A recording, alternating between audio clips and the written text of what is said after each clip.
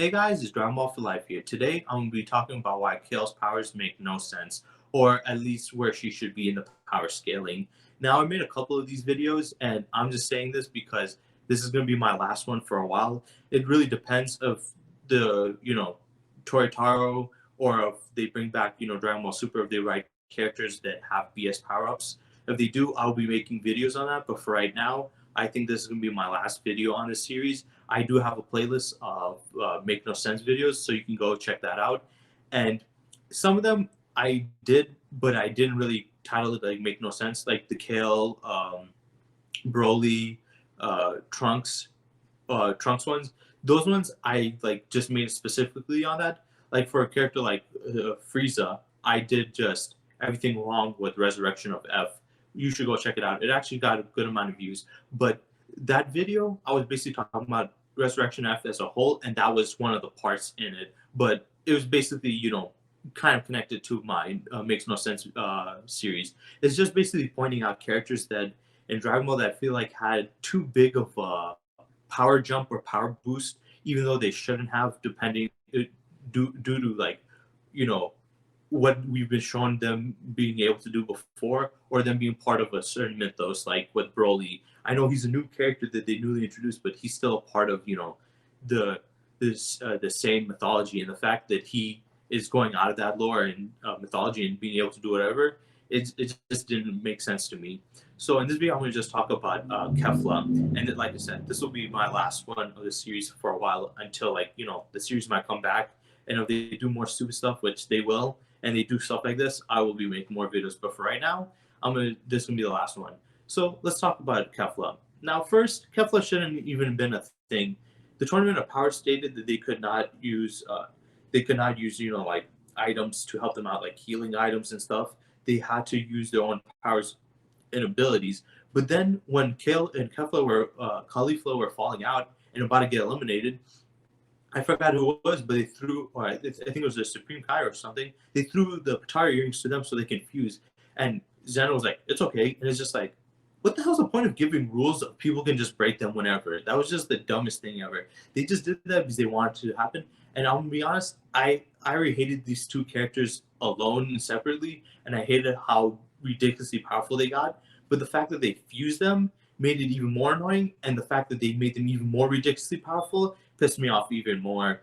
And especially when you compare her to another character, which I'll be making a comparison later on in this video, and why it's pretty much BS that she should be this powerful. So, how powerful is she? Well, she first starts off in her base form against Super Saiyan God Goku and speed blitz him. At this point, she's trying to get more footing on how her powers work and trying to understand, how powerful she is. But she easily speed blitz Super Saiyan God Goku, and he even has a look on his face like, "What the hell just happened?" Like she was too fast for him to track. And I know a lot of people say, "Well, at this time, he just came from getting fighting Jiren, and he was depleted of energy, and he was just building his energy just back up." But the fact that he was even just like mesmerized in his godly form, that she was able to move this fast, showcases that naturally she would just be incredibly fast, even to Goku. So she was able to do this, and then she fights Super Saiyan God Goku and beats the crap out of him. And he has to go Super Saiyan Blue to fight Base, and then he starts getting the jump, he starts getting the advantage. But then she goes Super Saiyan, starts beating up Super Saiyan Blue. He goes Kaioken times 20. She's able to take hits, and then one shots him. She kicks him in the back of the head, knocking him out, knocking him down to the ground.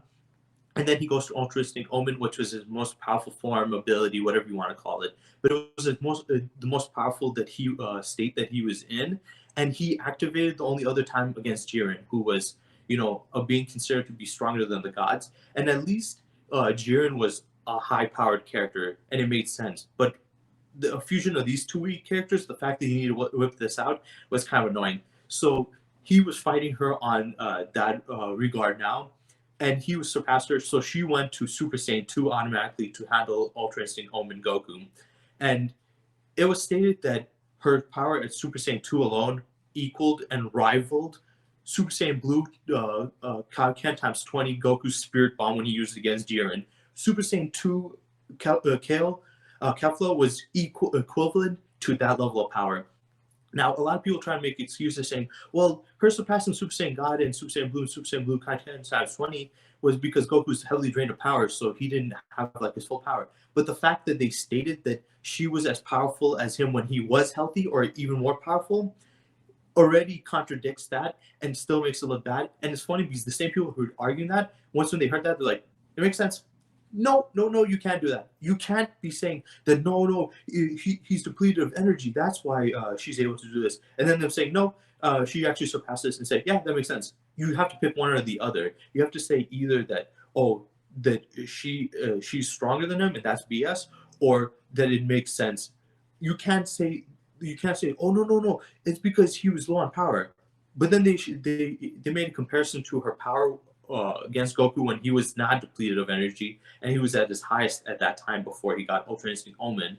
So they stated that. Also, they stated that if Ultra Instinct Omen got hit by her energy attack, he would have been done for. So he had to dodge it and hit her with his attack. And I know a lot of people were so upset that this looks so cool. He eliminated her in this. For me, it pissed me off. I'm like, the fact that it took Goku that much, not only the fact that in her few states she could, match up to that level of power, but it took that much out of Goku just to beat her. He had to go to Ultra Instinct Omen that he only used against Jiren to beat Kefla. Bullshit. This fusion at most could go to Super Saiyan 2 and shouldn't be that powerful. Why the hell is it this powerful? And don't say that it's a fusion, so it should be that powerful. Because we already saw what happened with Merge Zamasu. He was also a fusion, and he had Goku Black in him, who was stronger than both Goku and Vegeta. He fused with them, and guess what? He got his ass whooped. He was not impressive at all. He looked like a chump. And people saying, it makes sense. Just because you fuse, you shouldn't be that powerful. And then when you have Kefla doing it makes sense that she's that powerful. She's a fused state. See where the contradictory lies? These people defend the stupid writing no matter what. If it makes a character look weak that it shouldn't, they defend it. If it makes a character look stronger than they shouldn't, they defend it. It's just idiotic. Like, you can't be saying that Merge Zamasu being weaker than Goku and Vegeta alone makes sense, but then also saying that Kefla Fuse should be able to beat Goku alone makes also sense. That's contradictory. So by that logic, it's basically saying that Kefla's fusion is stronger than Merge Zamasu's fusion, meaning that Kale and Kefla by themselves are stronger than Caulifla, Kale and Caulifla are stronger than Goku Black by themselves. No. Or at least close to his power? No. That is just BS writing. I'm sick and tired of hearing this. They did the same thing for Kale when they defended her walking through, Goku's Super Saiyan Blue Kamehameha.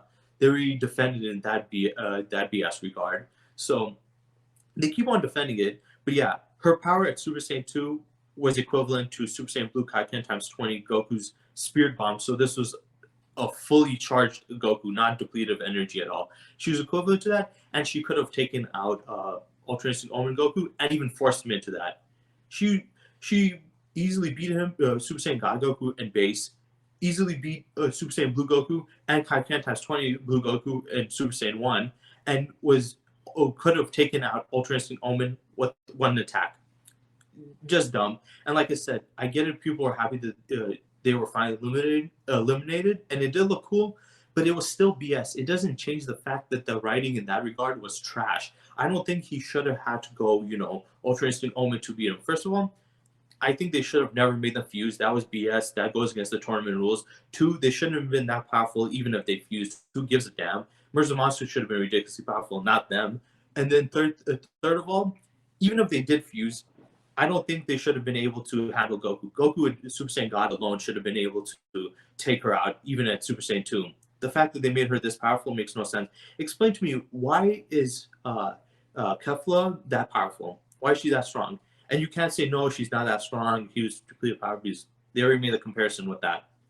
So yeah, her power makes absolutely zero sense. She should not be dominating Super Saiyan God Goku. Super Saiyan God Goku should be able to handle Super Saiyan 2 of her. So 100% BS. Fusions is like they're inconsistent as hell now. The power of fusion can be as powerful as they want or as weak as they want. They don't really care. So that's why I feel that the Tournament of Power was the worst arc in Dragon Ball Super. It had the worst writing, the worst power scaling. It is easily the shittiest arc in all of Dragon Ball Super, not only from a writing standpoint, but from an entertaining standpoint. It was just boring. Most of it was trash. Most of the characters were trash. the universe with love was trash, and Kel and Kefla, they're the worst characters ever. If you're a Dragon Ball fan and you like them, then there's something seriously wrong with you. But that's it for this video. I hope you guys have a good day.